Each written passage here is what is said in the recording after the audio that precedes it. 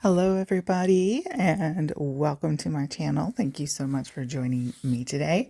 I'm Cynthia Maynard and this is my art and cooking channel. And today I have more acrylic marker by Arrtx, Arrtx, I think. And these have just been so much fun. I've been playing with them a lot. So today I'm just quickly sketching out a beetle-y type of bug scenario there, and just to kind of give me some guidelines. And these markers in particular, they have different styles, but these are the dual end ones. I think it's a set of 32-ish. I will leave links down below and you can check those out there, as well as my blog, Etsy shop, etc., etc. But these are very opaque, matte finish. They don't have that like acrylic paint shine to them. They have like a gouache sort of look, which I like in particular. But anyways, just layering on color here. As you can see here, it's very easy to layer and give dimension and shadow.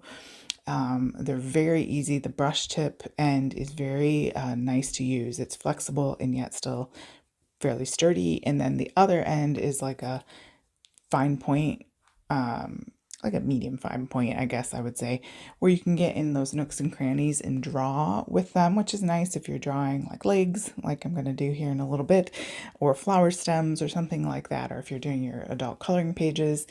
So I like them. I think they worked really well here. I'm using it on watercolor paper. There was one paper when I first got them and was swatching them out, which I believe I have that video. It did bleed through a little, but that paper was much thinner. And so you just have to watch that, just like with alcohol markers, which I don't have a lot of experience with because I don't know, they don't seem to jive with me, but I'm a Tombow watercolor marker girl, or these acrylic ones I've really been getting into. And by the way, you can use those together. If you have multiple kinds of markers, you can, that's what mixed media is. You can't, don't be afraid to mix them up. Like for example, if you want to go in with a watercolor base with the Tombows for something a little more transparent in places, and then if you want something opaque on top, you use these acrylic ones. So I am bringing out my Posca white paint pen here. I did find the white in this set in particular was not that opaque, and so I think it's great for blending. It has its purposes, but if you're looking for that white opaque ability to draw on top, I would stick with the Posca white paint pen. Personally, it's my opinion, but such as it is. But that's just what I have found. The other white in this set was just a little too transparent for me.